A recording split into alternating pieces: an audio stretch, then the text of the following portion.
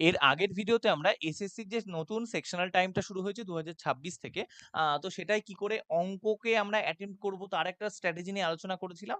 আর সেখানে নিচে ভিডিওতে অনেক কমেন্ট এসেছিল যে এরপর রিজনিংটা আসুক। তো রিজনিং আনার তো কোনো প্ল্যান ছিল না, কারণ ওখানেই বলেছিলাম যে রিজনিং তোমরা পারো করতে। তাও যেহেতু তোমরা চেয়েছো, তো একটা সেই রকমেরই ভিডিও রিজনিং এরও একটা নিয়ে এসেছি, যেখানে আমরা সেকশনাল টাইমিংটাকে কি করে হ্যান্ডেল করব সেটা নিয়ে, আমাদের টার্গেট স্কোর কি হতে পারে এই পুরোটা নিয়ে আলোচনা করব। দেখো, ফার্স্টে আগে একটা ইম্পর্টেন্ট তোমাদেরকে কথা বলে দিচ্ছি, যেটা তোমাদেরকে মনে রাখতে হবে। সেটা হচ্ছে, এর আগে প্রিভিয়াস আমরা যখন 2026-এর আগে আমরা যখন এসএসসি রিজনিং করতাম, আমরা কিন্তু বারবার তোমাদেরকে বলে দিতাম যে রিজনিং এর জন্য তোমার টাইম হচ্ছে 10 থেকে 12 মিনিট বা ম্যাক্সিমাম 15 মিনিট। তাহলে তোমাদের মধ্যে 90%ই কিন্তু এই টাইমের মধ্যে রিজনিং শেষ করতে, 10 থেকে 12 মিনিট বা ম্যাক্সিমাম 15 মিনিট, এর চেয়ে বেশি টাইম কোনোদিনই নিতে না। এইবার তাহলে তোমার কাছে তো এখনো সেই 15 মিনিটই টাইম আছে। তাহলে অসুবিধা কি? তাহলে অসুবিধা কি জানো তো? তাহলে অসুবিধা হচ্ছে ওই টিক টিক টিক টিক, এটাই হচ্ছে অসুবিধা। ধরো তোমাকে তোমার বাড়িতে মা একটা কাজ দিল, বললো যে এটা করে দে তো। তো তুমি সেটা করে দিলে খুব ভালোভাবে, এবং সেইটা করতে তোমার 2 মিনিট টাইম লাগলো। এবার যদি তোমার মা এসে বলে এই কাজটা 2 মিনিটের মধ্যে করে দে, বলে পাশে 120, 119, 118 বলতে থাকে, তাহলে দেখবে তুমি বারবার তোমার মনটা একবার করে ওখানে তাকায় যে আর কতটা টাইম আছে, আমি এই টাইমের মধ্যে করতে পারবো তো, যদি না পারি তাহলে কি হবে। ব্যাপারটা এইরকম হয়ে যায়। যখনই তোমাকে টাইম বেঁধে দেবে, তখনই কিন্তু তোমার সেখানে একটা ভয় তৈরি হবে। তো সেই ভয়টাই এখানে তৈরি হবে। তাই জন্য তোমার কাছে চাই কনফিডেন্স। কি কনফিডেন্স? যে এর আগে আমি খুব আরামে 10 থেকে 12 মিনিটে করতে পারতাম, এবারও আমার কাছে 15 মিনিট আছে, আমি খুব আরামেই করে ফেলবো।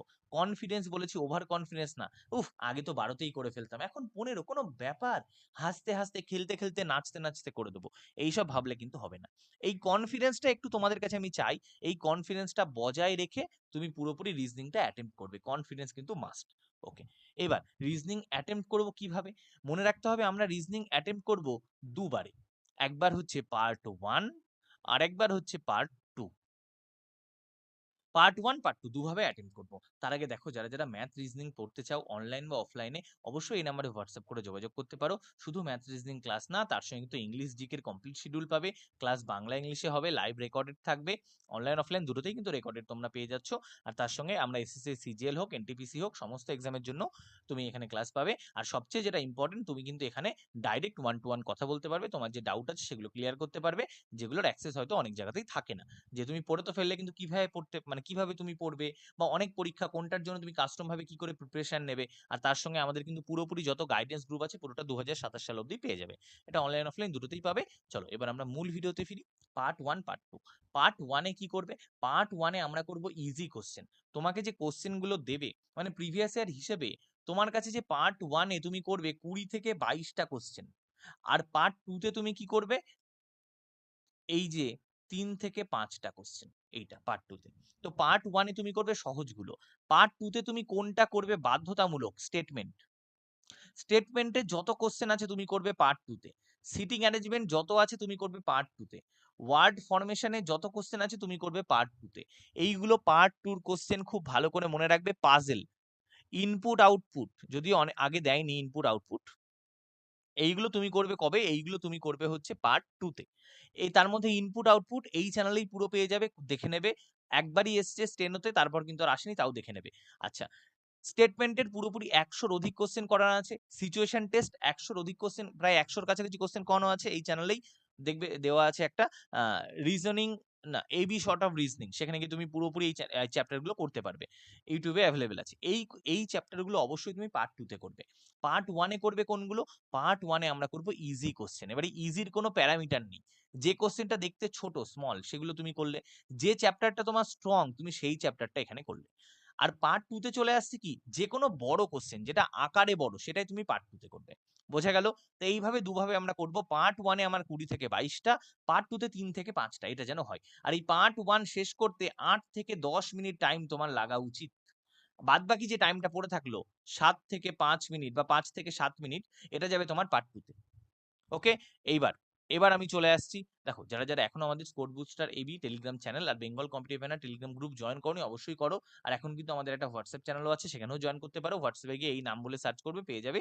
এখানে এখন 3.7K সাবস্ক্রাইবার হয়ে গেছে। এবার আসছি আমরা টার্গেট স্কোরে। দেখো, টার্গেট স্কোর কি 2026-এর জন্য বলছি? অবশ্যই না। কারণ পরীক্ষাতে কতটা ভালো কোয়েশ্চেন আসছে, পরীক্ষাতে কি কোয়েশ্চেন আসছে সেটা তুমি আগে থেকে জানতে পারছি না। তাই ধরো তুমি ভেবে গেলে আমাকে ৫০ পেতেই হবে। কোয়েশ্চেন এমন দিল ৩৫ পেলেও হবে। সেখানে তুমি কি করলে? ৫০ তো হলো না, তুমি ৩০ অ্যাটেম্প্ট করলে। দেখলে এমা ৩০ অ্যাটেম্প্ট করেছি, আমার তো এখনো ২০ লাগবে, কি করব? আন্দাজে সব মেরে দিয়ে চলে আসলে। তো এই করতে গিয়ে কি করলে? তুমি নেগেটিভ খেয়ে চলে আসলে। পরে দেখলে ৩৫ পেতেই হতো। এবার বা দেখা গেল আমি তোমাকে বললাম ৪৫ হচ্ছে টার্গেট স্কোর। তাহলে তুমি কি করলে? তুমি দেখা গেল তুমি করলে। তুমি করে দেখা গেল তুমি ২৩ টা করে ফেললে ৪৬। আর দুটো কঠিন আছে। তুমি এই দুটোকে ছেড়ে দিয়ে চলে আসলে। ভাবলে এই দুটো আমার করে লাভ নেই। আন্দাজেও নেব না। ছেড়েই দিই। 50-50 ও নেব না। দিয়ে পরে দেখা গেল তোমার শিটটা এতই সহজ এসছিল, ১০,০০০ জন পেয়ে গেছে ৪৬। তুমি চলে গেলে এমনিই পিছনে। তো ঐজন্য আগে থেকে কোনো টার্গেট স্কোর ২০২৬ এর ভেবে তুমি যদি পরীক্ষা হলে বসো যে আমাকে এত নাম্বার পেতেই হবে, তাহলে কিন্তু তুমি সেখানেই পিছিয়ে পড়লে। আমি যে টার্গেট স্কোরটা বলছি এটা কার? এটা হচ্ছে ২০২৫ এর যে পিওয়াইপি ছিল তার টার্গেট স্কোর। যে ২০২৫ এর পিওয়াইপি তে বসলে আমি এত নাম্বার পাচ্ছি। সেটা কত? সেটা হচ্ছে 46 প্লাস। হ্যাঁ, মনে হচ্ছে এরকম, কিন্তু এটাই পেতে হবে। যদি এটা না পাও জানবে তুমি ওখানেই পিছিয়ে গেছো। এবং এটা পাওয়া হচ্ছে বাধ্যতামূলক। এটা পাওয়া হচ্ছে বাধ্যতামূলক। এটা না পেলে জানবে তোমার রিজনিং এ প্রচুর ঘাটতি আছে। আর তুমি এবছরের জন্য রেডিই না রিজনিং। এটা কিন্তু পেতেই হবে মকে। এইবার কিছু সেট থাকবে যেখানে দেখবে তুমি ৪৫ পেয়েও তোমার র‍্যাংক ১০০০ এ চলে গেছে। তাই জন্য বলছি যেটা মেইন হচ্ছে সেটা হচ্ছে পার্সেন্টাইল। পার্সেন্টাইল সবসময় ৯০ র চেয়ে বেশি তোমাদেরকে রাখতে হবে। এটাই হচ্ছে আমাদের টার্গেট স্কোর। বোঝা গেল? চলো এইবার আমি তোমাদেরকে কি দেখাবো যে কি করে কি অ্যাটেম্প্ট করা যায়। আমি ৩ টে মক দিয়েছি সেটাই তোমাদের সঙ্গে একটু আলোচনা করে নিই। তারপর আমরা আবার ব্যাক করছি। তো দেখো আমরা চলে এসেছি টেক্সট বুক ওয়েবসাইটে। তো টেক্সট বুকে আসার পর তুমি যখন এই এসএসসি সিজিএল ২০২৬ বলে সার্চ করবে, এর মক টেস্ট আর পিওয়াইপি দুটো পাবে। তো পিওয়াইপি তে ক্লিক যখনই তুমি করবে, দেখবে এখানে পাবে পিওয়াইএসটি টায়ার 1। তো এটা এর আগের অঙ্কের ভিডিওটা যারা দেখেছো তারা জানো। এখানে ক্লিক করার পর তুমি দেখো এখানে ৪ টে অপশন পেয়ে যাচ্ছ। চলে আসছি আমরা জেনারেল ইন্টেলিজেন্স আর রিজনিং। তো এখানে গেলে আমি তোমাদের জন্য ৩ টে মক দিয়েছি যে এখান থেকে তোমাদেরকে দেখাবো বলে যে কতটা আমাদের অ্যাটেম্প্ট করা দরকার, মানে কতটা আমাদের পাওয়া দরকার, কতটা আমরা পেতে পারি, এই পুরোটা দরকার তো না, কতটা পেতে পারি। তো প্রত্যেকটা দেখতে পাবে, কোনোটা কিন্তু রি-অ্যাটেম্প্ট কিছু নেই, অ্যাটেম্প্টেড অন বলে দেওয়া আছে। জুলাই ১৫ তে ফার্স্ট অ্যাটেম্প্ট করেছিলাম যে এই ভিডিওটা বানাবো বলে। তারপর বিশ্বকাপ এক গাদা অনেক কিছু কাজ পড়ে যাওয়ায় আর করে ওঠা হয়নি। এবং আজকে বাকি দুটো টেস্ট দিয়েছি। আজ বলতে আজকে ২০ তারিখ। তুমি ভিডিওটা হয়তো আর ২ দিন বা ১ দিন পরে পাবে। তো ২০ তারিখ দেওয়ার পর এবার তোমাদের সঙ্গে আলোচনা করছি যে কতটা তুমি এখানে করতে পারবে আর কতটা তোমাদের করা উচিত। তাহলে ফার্স্টে যদি যাই এবং সেখান থেকে গিয়ে তোমাদেরকে বোঝাই, তাহলে এই জিনিসটা দেখবে, দেখো অ্যানালিসিসে আগে যাচ্ছি। এইখানে যেটা ফার্স্ট আছে PYST 1, এটা কিন্তু সবচেয়ে সহজ। যে ৩ টে আছে এই ৩ টের মধ্যে PYST 1 হচ্ছে সবচেয়ে সহজ। ওই যে তোমাদেরকে বলছিলাম যে আগে থেকে পরীক্ষায় তুমি টার্গেট সেট করতে পারো না। এইখানে দেখো নাম্বারটা মোটেও খারাপ না। কত নাম্বার? ৪৫। ৫০ এ ৪৫ ৯০% নাম্বার। কিন্তু এখানে দেখো এতে কিন্তু পার্সেন্টাইল ৯০ ও দাঁড়াচ্ছে না। পার্সেন্টাইল কত? ৮৫। তার কারণ ৫৫,০০০ এর মধ্যে ৭,০০০ এ চলে গেছে র‍্যাংক, ৭,৮০০। মানে এই পরীক্ষাটা মোটামুটি আমি তোমাদেরকে বলেছি ঠিকঠাক কম্পিটিশন থেকে ১.৫ লাখ। তাহলে ঠিকঠাক কম্পিটিশন যখন ১.৫ লাখ হবে না, এইটা দেখা যাবে এই শিফটে, মানে এই পেপার যদি থাকে, সেম পেপার তো আর ১.৫ লাখ লোকের থাকবে না। কিন্তু যদি থাকে এই র‍্যাংকটা ২০,০০০ অব্দি চলে যাবে। তো এইটাই হয়। তুমি কখনো আগে থেকে ভাবতে পারবে না যে আমি কত পরীক্ষায় অ্যাটেম্প্ট করব। তুমি ভাবতে, মানে তুমি যখন তোমার কাছে কোয়েশ্চেন আসবে তখন তোমাকে বুঝতে হবে যে কতটা অ্যাটেম্প্ট করা যায় আর কতটা কঠিন। এটা কিন্তু আগে থেকে ভেবে ফেললেই সমস্যা। যেটা একটু আগে আলোচনা করছিলাম যে আগে থেকে যদি ভেবে নাও ৪৫ হয়ে গেছে, আর করব না, তাহলে কিন্তু ফেঁসে যাবে। তো এবার আমরা দেখে নিই যে কোয়েশ্চেন গুলো আমরা কি করে অ্যাটেম্প্ট করব। দেখো এই ধরনের জিনিস কিন্তু এবছর অনেক দিয়েছে। এগুলোকে তো আমি মোটেও বলব না রিজনিং, আর এগুলো আমি রিজনিং এ দেওয়ার পক্ষে মানে সমর্থনও করি না। তার কারণ এগুলো তো একটা জিকের কোয়েশ্চেন। তাহলে সেই হিসেবে জিকের মধ্যেও তুমি রিজনিং ঢুকিয়ে দাও। বলো যে আজকে এই চাষ হয়েছে, এই হলে কি হবে? এই বাতাস ওই দিয়ে বইছে, ওদিকে বললে কি হবে? এরকম দাও। কিন্তু এগুলো আমি মানে কোনোভাবেই সমর্থন করি না। তো এটা একটা কোয়েশ্চেন দিয়েছে। এটা ফার্স্ট কোয়েশ্চেন এরকমই ২-৩ টে পেয়েছি। দেখো মেকং, তিবেত, অ্যামাজন কি? তো এরকম কোয়েশ্চেন অনেকগুলো দিয়েছে। ওকে। আর কি আছে দেখো, এটা খুব সহজ কোয়েশ্চেন। এরকম কোয়েশ্চেন অনেকগুলো পেয়েছি আগেরবার, যে কোয়েশ্চেন গুলো খুব সহজ, জাস্ট গুনলেই হয়ে যায়। দেখো ৩, ৭, ১১, ১৫, তাহলে তারপরটা ১৯ হবে। তো ১৯ দিয়ে একটাই অপশন, এবং হ্যাঁ, সরি, দুটো অপশন আছে। তো এইভাবে ওরা খুব একটা দেয়নি এবং 94% এখানে সহজ করেছে। তোমাকে কি দেখতে হবে? তোমাকে দেখতে হবে টাইমিং। দেখো এখানে কত কম টাইমে করেছে, 0.05 সেকেন্ড। কি করে? এই যে এস, এস মিলে যাচ্ছে, তারপর একটা DW। তো এগুলো তোমার যতদিন না তোমার পুরো মুখস্থ থাকবে, ততদিন কিন্তু তুমি এটা করতে পারবে না। অনেকে এটা ওই পরীক্ষায় গিয়ে লিখে নেয় ABCD ১ ২ ৩ ৪, ওসব করে বাবা এগুলো কিন্তু চলবে না। ওসব করে ছোটখাটো পরীক্ষা বেরোবে। এটাও সেম রকমের কোয়েশ্চেন, সহজ করতে পারবে দেখে নিই এটা যেকোনো একটা ক্লিক করে দেখো এখানেও 95% অ্যাটেম্প্ট করছে। তাহলে দেখো আমরা যে কোয়েশ্চেন গুলো দেখলাম প্রথমটা এটাই কত ছিল 86, আমি যেকোনো একটা ক্লিক করে দেখে নিচ্ছি এটাই 29, তারপরে অ্যাটেম্প্ট দেখো এটাও 94, এটাই 95। তার মানে কি এই 94 বা 95 দেখো এটা আবার 96, এই ধরনের প্যাটার্ন তুমি যদি না করতে পারো এই ধরনের কোয়েশ্চেন, তাহলে তুমি এক ধাক্কায় বহুদূর পিছিয়ে যাবে। কোয়েশ্চেন কঠিন হলে এটাই লাভ হয় যে একটা মিস হয়ে গেলেও কিছু হয় না, কিন্তু দেখো ৩ টে কোশ্চেনই দেখলাম যে সবাই করতে পারছে। এটাতে দেখো এটাতেও কত 77। তো এই টাইপের কোশ্চেন গুলো তুমি একবারে করতে পারো। এবার প্রচুর এরকম কোশ্চেন এসছে। তো আশা করছি আগামীবারও এরকম কোশ্চেন আসবে। দেখো এই শিফটে আমরা ৪টে ৫টা এই একই টাইপের কোশ্চেন পেয়ে গেলাম। যেখানে নতুনত্ব কিচ্ছু নেই বললেই চলে। সেম এখানে দেখো দুটো পার্ট ৩, ৭, ১১, ১৫ হচ্ছে না। তাহলে ১২, ১৬, ২০, ২৪ করতে কতক্ষণ লাগে? ৪-৫ সেকেন্ড লাগে। এই যে আমার কত টাইম লেগেছে? ৬ সেকেন্ড। তুমি সেখানে ১০ সেকেন্ড টাইম নাও, কোনো অসুবিধা নেই। ওকে। এইবার এই টাইপের কোশ্চেন চাইবে সবসময় শেষে করতে, কারণ এটাকে কিন্তু তোমাকে বেশ ভালো ফাঁসিয়ে দিতে পারবে। ১ম এ এটাকে বলবে একভাবে সাজাও, তারপর বলবে বাঁদিক থেকে ৭ নাম্বার নতুন ওয়ার্ডের, ডান দিক থেকে ৪ নাম্বার পুরনো ওয়ার্ডের। তো এই টাইপের কোশ্চেন গুলো চাইবে যেন দেরিতে করতে। অ্যাড্রেস ম্যাচিং, এটার একটা ক্লাস আমি তোমাদেরকে দিয়ে দেব। এসএসসি তো নিজেদের কোশ্চেন দিতে বারণ করেছে, তো আমি কোশ্চেন বানিয়ে প্রায় অনেকগুলো কোশ্চেন আমি ক্লাসে করিয়েছি। টোটাল ১০০টার কাছাকাছি কোশ্চেন হয়তো হবে। ১০০টা না হলেও ৭৫টা তো হবেই। তো সেই ক্লাসটা আমি তোমাদেরকে পরীক্ষার আগে আপলোড করে দেবো। এখন দিলে তোমরা কেউ দেখবে না। পরীক্ষার আগে তোমাদের পড়ার মানে ইচ্ছে জাগে। তো সেই হিসেবে আমিও পরীক্ষার আগে আপলোড করলে আমারই লাভ। তো এখানে তোমাকে দিয়ে দেবে কোন দুটো আইডেন্টিক্যাল। তো সেই দুটো আইডেন্টিক্যাল তোমাদের জাস্ট চোখের কাজ, কে কত ভালো দেখতে পাও, কার কি বলে ওটাকে? লক্ষ্য বা কে কত ভালোভাবে কি মাথায় আসছে না। যাই হোক যে কথাটা বলব। মানে কে কত আ একাগ্রভাবে জিনিসটা দেখতে পারো। তো সেটাই কিন্তু এর পরীক্ষা নেবে। যে কত সূক্ষ্মভাবে তুমি দেখতে পাচ্ছ, কত মাথা শান্ত করে দেখতে পাচ্ছ। এটাও তাই। এটার সঙ্গে এটাকে মেলাতে হবে। তো বেশিরভাগ ভুল কিসে আছে বলো তো? এই যে এস এ ভুল আছে। ১০২ নাম্বারগুলো বেশিরভাগ দেখলাম সেমই দিয়েছে। কোয়েশ্চেনটাকে যখন এনালাইসিস করলাম, ওরা এইগুলোতে চেঞ্জ করছে। কমাতে বা কোথাও হাইফেন দিয়ে দিচ্ছে। এইগুলোতে ওরা চেঞ্জ করছে। ওকে। তো এই কোয়েশ্চেন দেখো এবার এটারও অ্যাটেম্পটেড 80%। নেক্সট এটা 91%। তো এগুলো খুব সহজ সহজ কোশ্চেন। হ্যাঁ, এইবার এই রকমের জিনিস সিটিং অ্যারেঞ্জমেন্ট তুমি চাইলে সেকেন্ড ধাপে করতে পারো। আমরা আগে আলোচনা করেছি পেপারটা আমরা দুভাগে করব।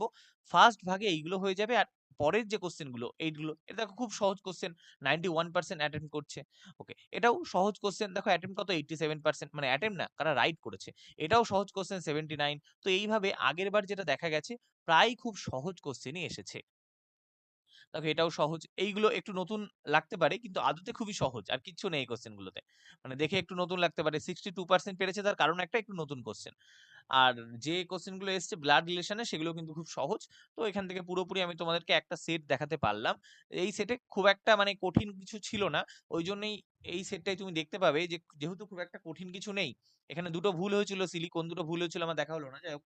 তো এই দুটো ভুলের জন্য কারণ হ্যাঁ, আমি সবসময় মানে একদম একাগ্র পরিস্থিতিতে মক দেওয়া হয় না। কারণ এটা তোমাদের অ্যাটেন্ড করার জন্যই দেওয়া মক। তো এই দুটো ভুলের জন্য দেখো র‍্যাংক কি 45 পেও এখানে, এবং এমনকি তুমি এখানে দেখো তুমি যদি এখানে 48 অব্দি চলে যাও তবেও তোমার র‍্যাংক 1500 তে থাকছে। 48 এ গিয়েও 1500 র‍্যাংক থাকছে। তার মানে পেপারটা কতটা সহজ বুঝতে পারছো? পেপারটা কতটা সহজ বোঝা যাচ্ছে নিশ্চয়ই। তো এই রকমের পেপার থাকলে তোমাকে কিন্তু 45 মিনিমাম পেতেই হবে। এটা যদি না পাও তুমি একেবারে পিছিয়ে যাবে। ওকে, এটা হলো। এবার যদি আমরা আরেকটা টেস্ট দেখি। একটা হলো ২-৩ টে টেস্ট ছিল তো। আরেকটা দেখি। PYST reasoning. দেখো এখানে এইটা দেখি, শেষেরটা দেখি। এই ৩ নম্বরটা আমার একটু কঠিন বলে মনে হয়েছে। আচ্ছা, এটাতে ফুল মার্কস হয়ে গেছে তো ওটা কোনো ব্যাপার না। ওই যে যেটা বলেছি যে পরীক্ষায় 80% হচ্ছে প্রিপারেশন আর 20% হচ্ছে সেম ডে তে তুমি কি করে মাথা কাজে লাগাচ্ছ। তো এই মানে এই মকটাতে ডে তো একদিনই ছিল। এই মকটাতে বেশি করে আমার মাথা পুরোপুরি ঠিকঠাক করে কাজ করেছে। তো এখানে যদি দেখো ১ র‍্যাংক এটা দেখছো তো? আমরা এখানে 45 দেখি। এটার 45 দেখি। দেখো এটার 45 কোথায় আসছে? তুমি এখানে এটা টেক্সট বুকের খুব একটা সুন্দর ফিচার। তুমি এখানে দেখতে পারো। দেখো 45 এর র‍্যাংক কত আসছে? ১০,০০০।